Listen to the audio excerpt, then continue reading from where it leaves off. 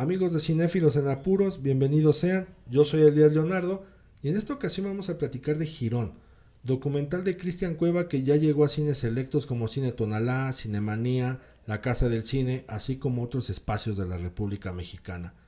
Si ustedes crecieron viendo y traumándose con películas como Hasta el viento tiene miedo, El libro de piedra, Veneno para las hadas y Más negro que la noche, lo tienen que ver.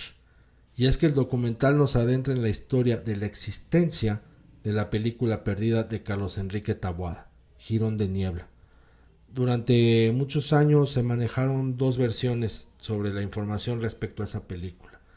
Por un lado, se decía que la película sí fue hecha, que Taboada sí la pudo filmar, pero que se extravió de manera misteriosa y que nadie sabía dónde estaba, ni siquiera de qué trataba, ni quién la pudo haber protagonizado. Y por el otro, la versión de que era un mito, una leyenda urbana alrededor del director que solamente tenía al alcance el guión, es decir, que sí estaba comprobado la existencia del argumento, mismo que fue llevado a pantalla en 2013 por Julio César Estrada. Bueno, el documental de Cristian Cueva nos demuestra que sí se hizo la película. Lo que tendríamos que preguntarnos, o lo que usted tendría que preguntarse, es ¿dónde está? ¿Qué pasó con ella? ¿Por qué no se exhibió al público? ¿Quién se la quedó? ¿Quién actúa? ¿Qué cuenta esa historia?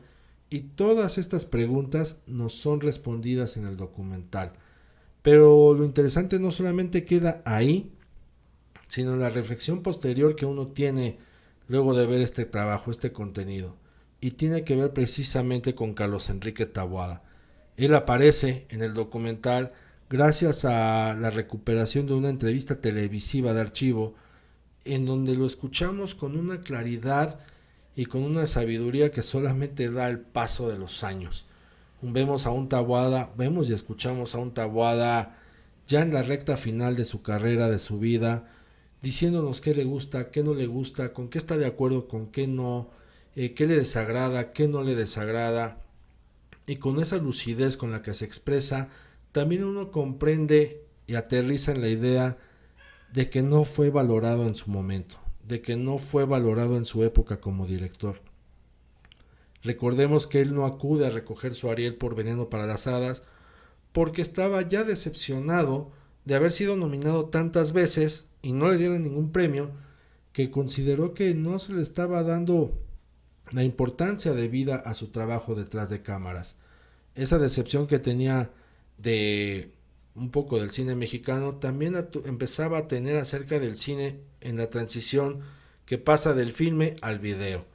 Ese cine con el cual él creció ya estaba dejando de existir para dar paso a las nuevas tecnologías y a las nuevas formas de hacer cine. Se dejaba de filmar para grabar. Esto él lo manifiesta y a nosotros nos deja también la motivación a revalorar su obra. ¿Por qué a Taboada no se le quiso en su momento o no se le respetó en su momento como se debiera?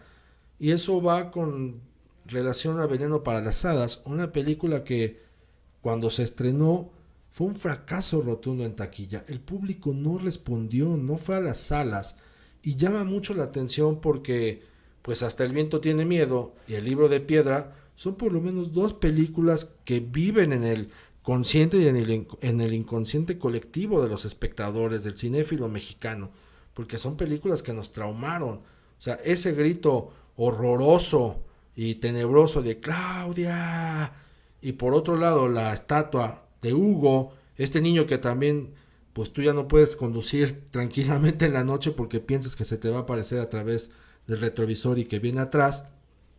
Bueno, son dos películas que nos han acompañado a lo largo de décadas y que cada vez que uno se sienta a verlas de nuevo, pues están las cosquillas, o sea, se enchina la piel porque sabes que de alguna u otra manera te vas a volver a espantar.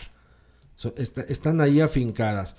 Y estas generaciones que crecieron viendo ambas películas no respondieron a Taboada cuando estrenó Veneno para las Hadas.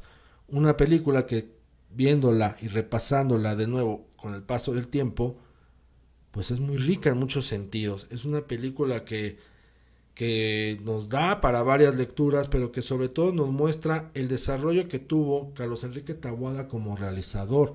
un realizador ya maduro para ese momento, un realizador que además tenía una gran capacidad para dirigir actores, en este caso con niñas como Ana Patricia Rojo, dirigir a estas niñas en una historia de terror que tienen que estar invocando al diablo y que juegan a ser brujas, pues sencillo no es. Sin embargo, él tenía ese don y ese talento de poder contar estas historias y de poder dirigir este tipo de repartos. El documental de Girón también nos lleva a valorar otra parte, que es el archivo y el acervo fílmico que tenemos en México. Van a ver ustedes escenas donde se ingresa a la Filmoteca de la UNAM y a la Cineteca Nacional. En sus bóvedas, bueno, pues resguardan y protegen un montón de películas que en su momento fueron filmadas en 35 milímetros, algo que a lo mejor va a sonar nuevo para las generaciones actuales, pero antes se filmaba en 35 milímetros. Y al ver estas escenas, pues uno cae en cuenta de la importancia y de lo fundamental que es preservar nuestra filmografía, de preservar nuestras películas, porque no solamente son arte y entretenimiento, sino también son un testimonio de su respectivo instante.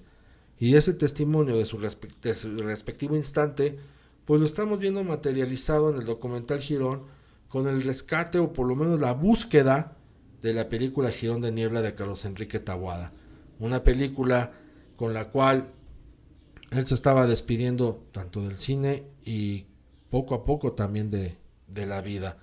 Una película de terror que probablemente sea incluso la mejor película de terror que él hizo. O sea, incluso pudo haber superado Hasta el viento tiene miedo o El libro de piedra.